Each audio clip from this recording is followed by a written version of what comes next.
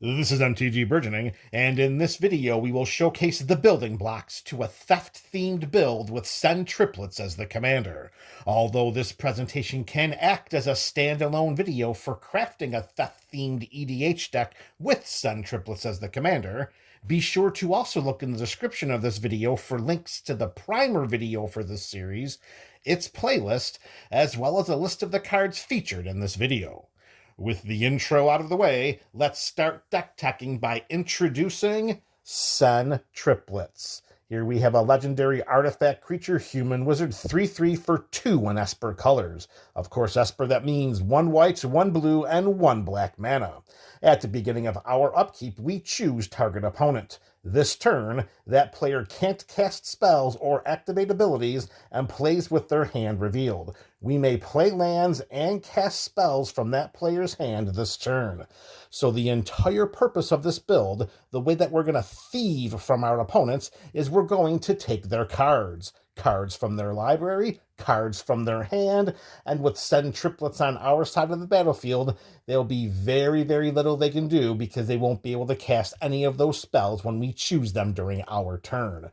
Of course, the triplets, as powerful as they are, they can't do all the heavy lifting themselves. So let's look at a bunch of cards that are going to help our theft theme, beginning with Arvinox the Mind Flail. So here we're going to introduce a bunch of cards that are going to be no particular order, just alphabetical. And the first one here is Arvinox the Mind Flail. We have another legendary enchantment creature. Well, we have another legendary creature. This is the first enchantment one.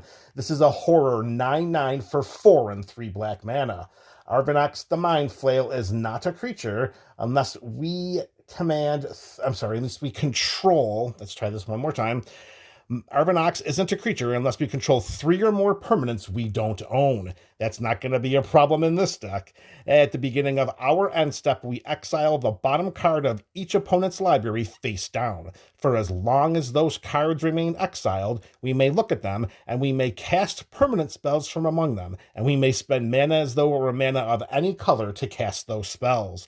Although the 7 mana value overall for this spell is a little bit pricey, imagine once we get this onto our side of the battlefield, the options we could have by, at the beginning of that end step, casting those cards, getting those cards from the bottom of our opponent's libraries, and then just having them stocked up and just waiting for us to cast them. This is going to give us card advantage all from the bottom of our opponent's libraries. All right, so that's going to be Arvinox. That's our first card that we're going to use here for our Sen Triplets build. Card number 2, it's Brainstealer Dragon, another CMC of 7. This time it's 5 and 2 black mana. We get a 6/6 flying dragon horror for our investment, and at the beginning of our end step, very similar to Arvinox, we exile the top card of each opponent's library. We may play those cards for as long as they remain exiled, and if we cast a spell this way, we may spend mana as though it were mana of any color to cast it. So very similar to Arvinox, we're looking at the top of our opponent's libraries versus the bottom. The limitations of it being a permanent spell are not there, so Brainstealer definitely gives us more options for casting those spells. Oh, but we're not done yet. Stapled at the bottom of this card on this 6/6 flying monstrosity, we have whenever a non-land permanent an opponent whenever a non-land permanent an opponent owns enters the battlefield under our control, they lose life equal to its mana value. So when we're casting those spells with Brainstealer Dragon, when we're casting those spells with Arvinox, when we're casting those spells with Sen Triplets, as long as Brainstealer Dragon is on our side of the battlefield, those opponents are going to be losing a lot of peripheral life. All right, so we're going to keep those cards there. That's going to be our library pile, so we can show the different areas of our opponents where we're going to be, quote-unquote, borrowing their cards. All right, our third card is going to be an enchantment. It is Cunning Rhetoric. Here we have 2 and 1 black mana. Whenever an opponent attacks us, and or 1 or more planeswalkers we control, we exile the top card of that player's library. We may play that card for as long as it remains exiled, and we may spend mana as though it were mana of any color to cast it. So you can see the theme right now as Sen Triplets is focusing on pretty much the hand. We have some peripheral spells so far that are focusing on the library. So far, we got the bottom and the top, and we are certainly not done yet. Next up, we have our first multicolor card of this presentation. It is Daxus of Meletis. We have a 2/2 legendary human soldier for 1 and Azorius colors. Of course, that's a white and a blue mana. Daxus cannot be blocked by creatures with power 3 or greater.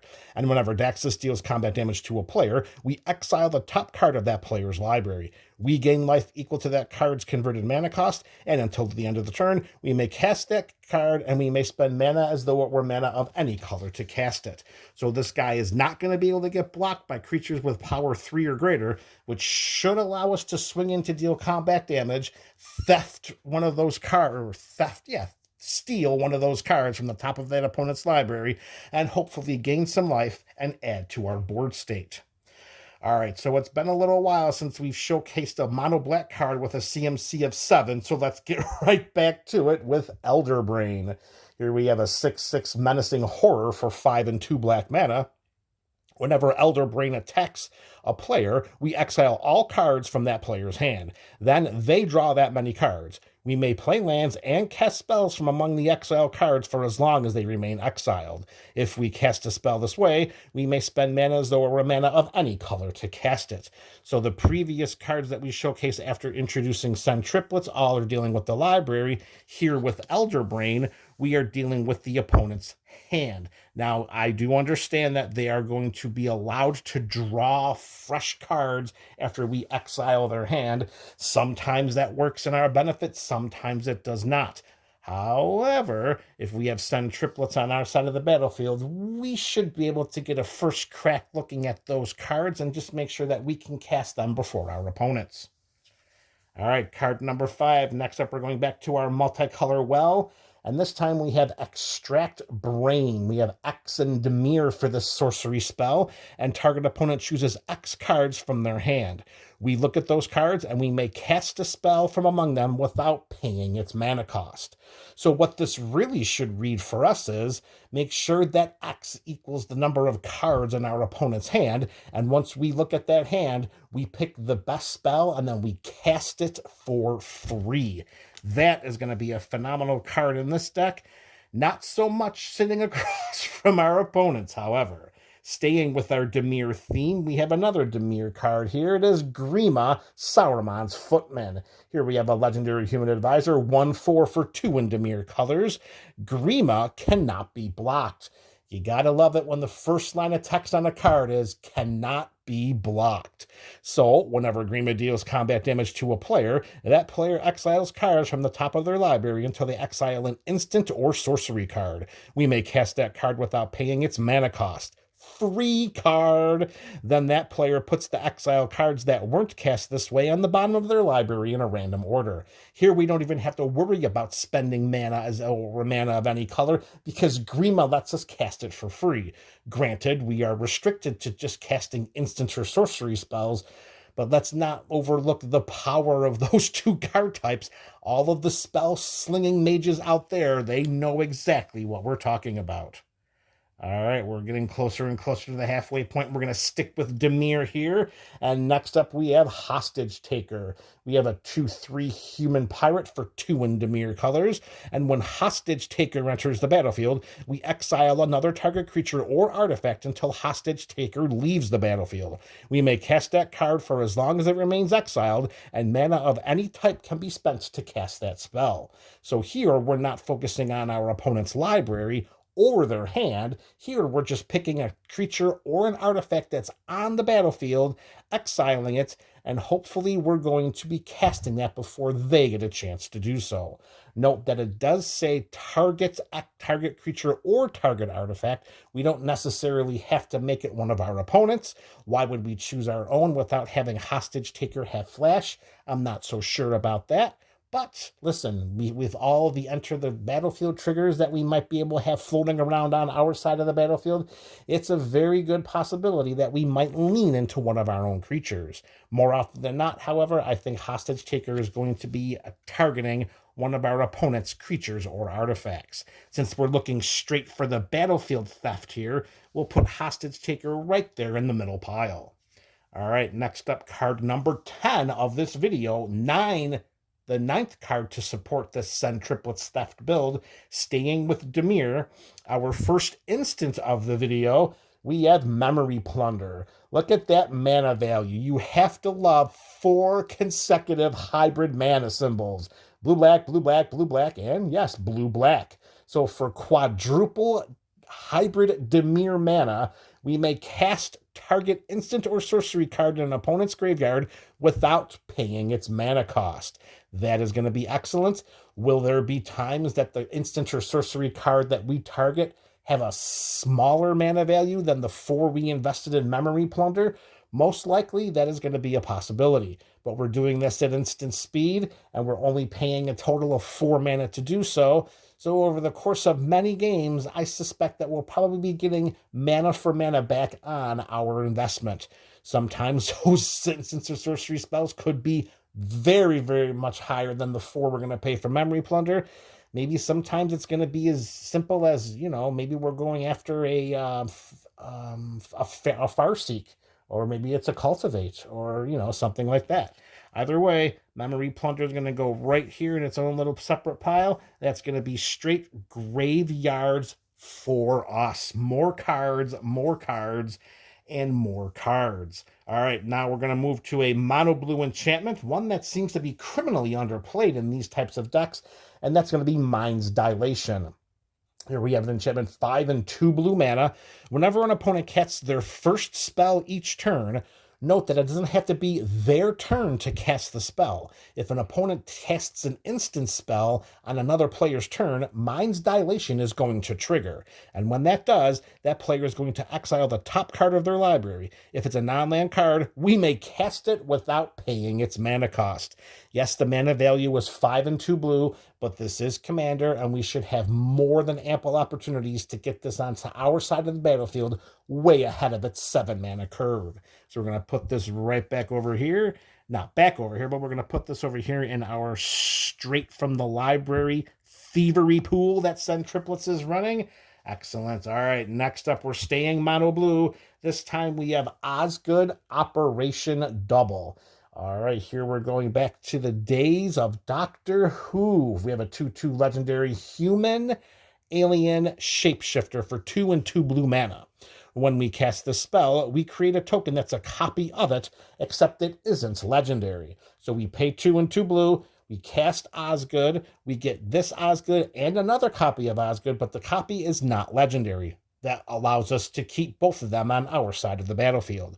We can tap Osgood to add a colorless mana, but we can spend this mana only to cast an artifact spell or activate an ability of an artifact. So that's not going to be something that we're going to be able to do with a great deal of regularity. There will be some artifacts in our hand. I mean, we will have artifacts. It is going to be, a normal build, but it's not a strictly all artifact build. So that one ability may not be as beneficial as the other. So let's read that other block of text that starts off with Paradox. Whenever we cast a spell from anywhere other than our hand, we investigate. And to investigate, that means that we create a clue token, and it's an artifact that we can pay 2 mana to sacrifice and then draw a card. We are going to be able to cast so many cards from everywhere other than our hand, which includes our opponent's library, our opponent's hand, and our opponent's graveyard. So Osgood, having Osgood as the legend and Osgood as the non-legend on our side of the battlefield, each time we do that, we create 2 clue tokens that, yes, we could turn each of these 2 copies, not 2 copies, 2 copies. We can turn each of our 2 Osgood sideways for 2 colorless mana that we can jam right into the clue token to sacrifice to draw a card. A steady stream of cards going into our hand as a peripheral benefit for casting all of our opponent's cards from their libraries and their hands and their graveyards.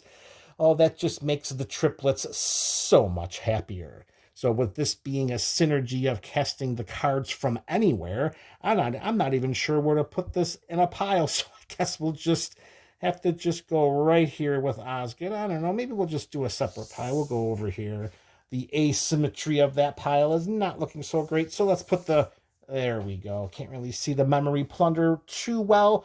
That's all right. We're getting halfway. We're halfway done with this video anyway, so let's keep the madness flowing. We're going back to a Dimir creature, and this time we have Silent Blade Oni. We have a 6/5 Demon Ninja for 3, 2 blue, and 2 black mana. It has the ninjutsu mechanic. Its ninjutsu cost is 4 in Dimir colors, so we can pay 4 in Dimir colors to return an unblocked attacker we control to our hand, and then we put this card onto the battlefield from our hand, tapped and attacking. So we can send an unblockable creature, or maybe one of our opponents haphazardly decides to let one of our chumpier creatures slide in for 1 to 2 points of combat damage, when suddenly we jam 6 mana into our mana pool, activate the ninjutsu cost of Silent Blade Oni, put that bad boy onto the battlefield tapped and attacking, returning that other creature to our hand, and when Silent Blade Oni deals that combat damage to a player, we look at that player's hand and we may cast a spell from among those cards without paying its mana cost. As you can see, we're just building more and more ways in which to use our own opponent's cards, to use our own opponent's cards against them by flooding our side of the battlefield, giving ourselves more resources, and then just putting them in a position where they're just going to be completely overwhelmed with our board state. Sticking with Dimir and going back to another instant, this time we have Siphon Insight. Here we have for 1 blue and 1 black mana at instant speed, we look at the top 2 cards of target opponent's library. We exile one of them face down and put the other on the bottom of that library. We may play the exile card for as long as it remains exiled, and we may spend mana as though it were mana of any color to cast that spell.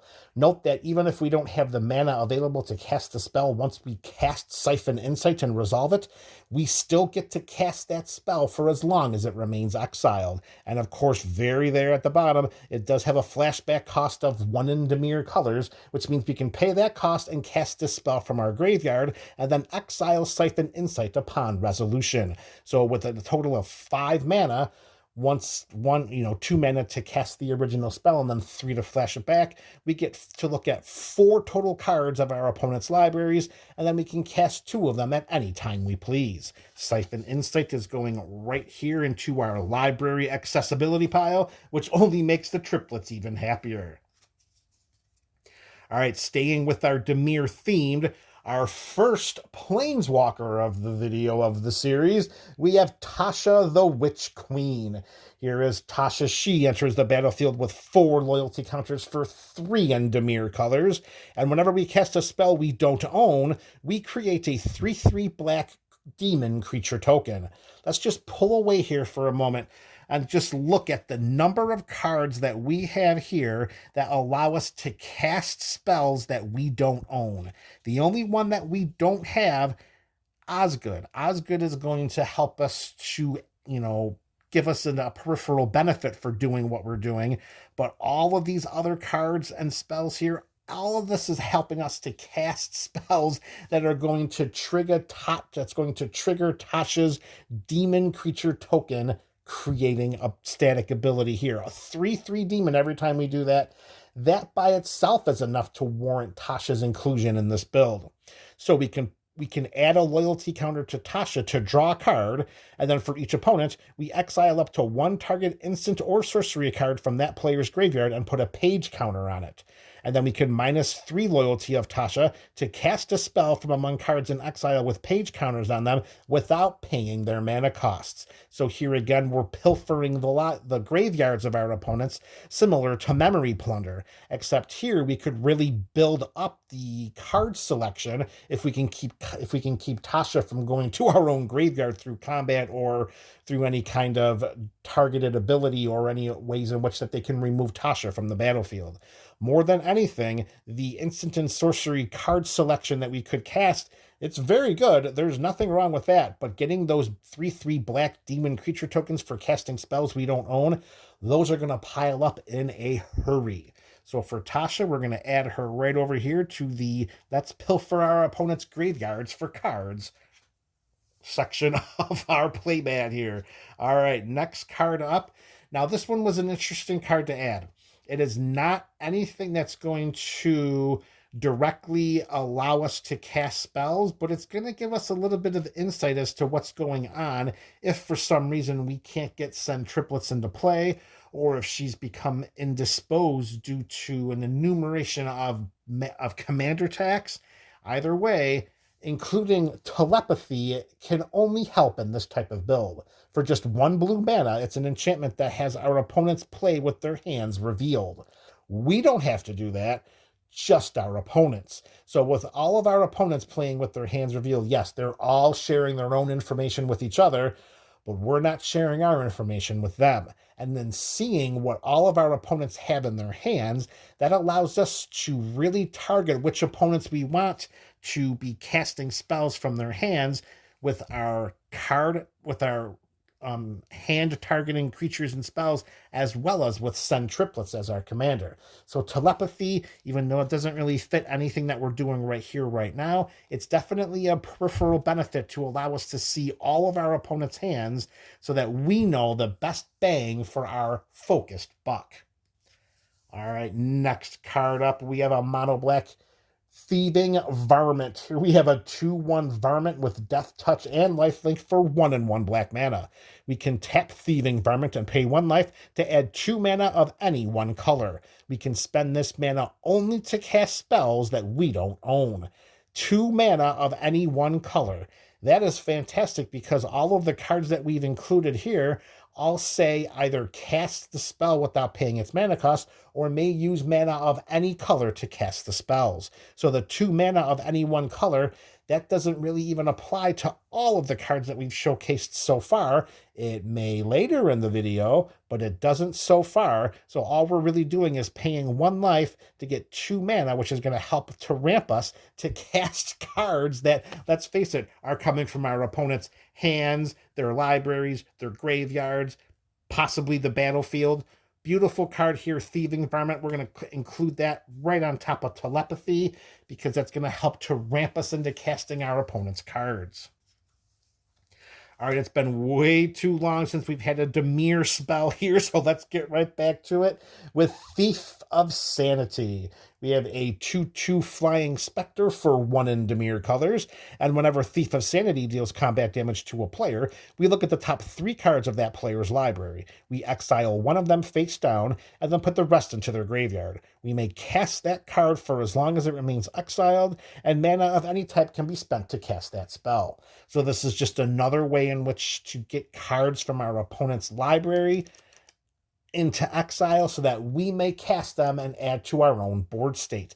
The evasion of flying is fantastic, and that's only going to help to make Thief of Sanity strike more often throughout the game, which just gives us more and more cards of our opponents to use. So we're going right into the library, right here on top of Siphon Insight. All right, we're down to just our last 2 cards, and we're going back to the Azorius Well here, and this time it's Vega the Watcher. Here we have a 2/2 flying legendary bird spirit for 1 in Azorius colors, and whenever we cast a spell from anywhere other than our hand, we draw a card. So this is just going to help us keep cards flowing into our hand. Vega the Watcher in a build like this is going to do a lot of heavy lifting to make sure that as our opponent's cards become depleted from their own hands and from their libraries, their graveyards, the battlefield, we keep drawing card after card, making sure that we not only don't fall behind, but we stay so far ahead that it's just going to be near impossible for them to catch up from a resource standpoint and from a battlefield enhancement standpoint.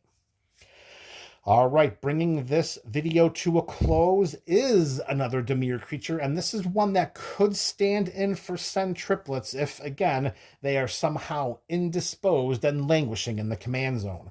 Of course, we speak none other than Xanathar Guild Kingpin. Here we have a 5/6 legendary beholder for 4 in Dimir colors. At the beginning of our upkeep, we choose target opponent. Until end of turn, that player can't cast spells. We may look at the top card of their library at any time, and we may play the top card of their library, and we may spend mana as though it were mana of any color to cast the spell. So we don't necessarily get into their hands like Sen Triplets does, but Xanathar does give us a pathway straight to our opponent's libraries and allows us to just cast anything that we feel is going to be beneficial to us, to our board state, or the game state, all because Xanathar is on our side of the battlefield. Just a great card, Xanathar. Very, very good. All right, so there we have it. We have the building blocks for a Sen Triplets theft-themed EDH deck. Of course, the theft are our opponent's cards from their libraries, their hand, their graveyard, and the battlefield, in addition to some peripheral ways to benefit from that. So there you have it. Let me know in the comment section how you think this Sen Triplets build looks with these building blocks to start. This is MTG Burgeoning, your channel for all things Magic.